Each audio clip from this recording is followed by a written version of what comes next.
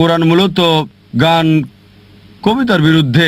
একটা সূরা আছে শুআরা, যা কবিদের ব্যাপারে বলছে। গান বাদ্যে সাধারণত যা ঘটে থাকে, যদি আপনি এগুলো ভালো করে দেখেন, অধিকাংশ গানই বাস্তবতা থেকে দূরে।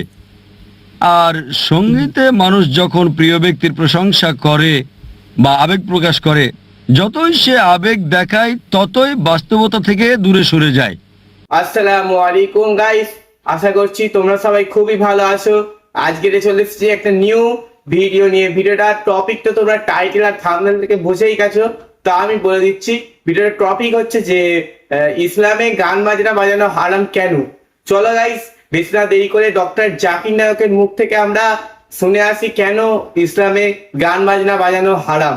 চলো গাইস, বেশি না দেরি করে আজকের ভিডিওটা শুরু করি।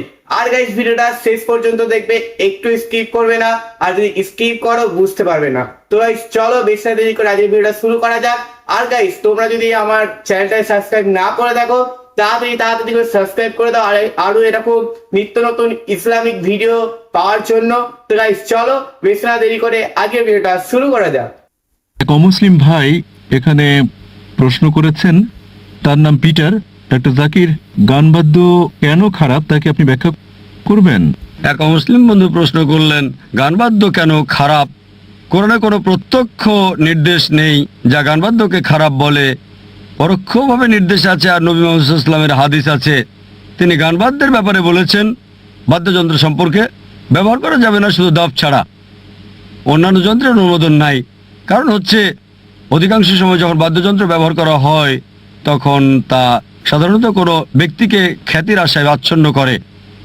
অধিকাংশ সময় যদি ভালো করে দেখেন, কোরআন মূলত গান কবিতার বিরুদ্ধে। একটা সূরা আছে শুআরা, যা কবিদের ব্যাপারে বলছে। গান বাদ্যে সাধারণত যা ঘটে থাকে, যদি আপনি এগুলো ভালো করে দেখেন, অধিকাংশ গানই বাস্তবতা থেকে দূরে। আর সঙ্গীতে মানুষ যখন প্রিয় ব্যক্তির প্রশংসা করে বা আবেগ প্রকাশ করে, যতই সে আবেগ দেখায় ততই বাস্তবতা থেকে দূরে সরে যায়। এই কারণে হিন্দি সিনেমার গানে দেখবেন নায়িকাকে নায়ক বলছে, चांद तोड़ के लेके आऊंगा, सितारे तोड़ के लेके आऊंगा। আমি তোমাকে চাঁদ এনে দেবো, আমি তোমাকে তারা এনে দেবো, যা সম্ভব নয়। একই অবস্থা ইংরেজি গানেও, পপ বা রক। অধিকাংশ গানেরই কোনো অর্থ নেই, অবশ্য কিছু গানের, সবগুলো না। এগুলো মানুষকে দূরে সরিয়ে নেয় আল্লাহ সুবহানাহু ওয়া তাআলার কাছ থেকে।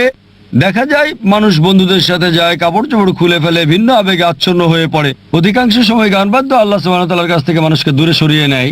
এই কারণে নবী সাল্লাল্লাহু আলাইহি সাল্লাম নিষেধ করেছেন এবং বলেছেন, দপ ছাড়া অন্য বাদ্যযন্ত্র ব্যবহার করা যাবে না, কারণ এগুলো মানুষকে আল্লাহ সুবহানাহু ওয়া তাআলার নিকটে না এনে বরং দূরে সরিয়ে নেয়। তো গাইস, শুনলে ভিডিওটা পুরো সম্পূর্ণ হয়তো তোমরা বুঝতে পেরে গেছো। আর গাইস, আশা করছি ভিডিওটা খুবই তোমাদের ভালো লেগেছে। আর ভিডিওটা গাইস যদি ভালো লাগে, প্লিজ প্লিজ প্লিজ চ্যানেলটাকে সাবস্ক্রাইব করে দাও। আর গাইস, এটা আমার নতুন ইউটিউব চ্যানেল, তোমরা প্লিজ সাপোর্ট করো, প্লিজ সাপোর্ট করো। আমি আরো তোমাদের সামনে নিত্য নতুন ইসলামিক ভিডিও পেশ করব। তো গাইস চলো, আজকের ভিডিওটা এই পর্যন্ত। ভিডিও ভালো লাগলে লাইক, কমেন্ট, শেয়ার এবং সাবস্ক্রাইব করবে। দেখা হচ্ছে নেক্সট ভিডিওতে। ততক্ষণ জন্য আসসালামু আলাইকুম, আল্লাহ হাফিজ।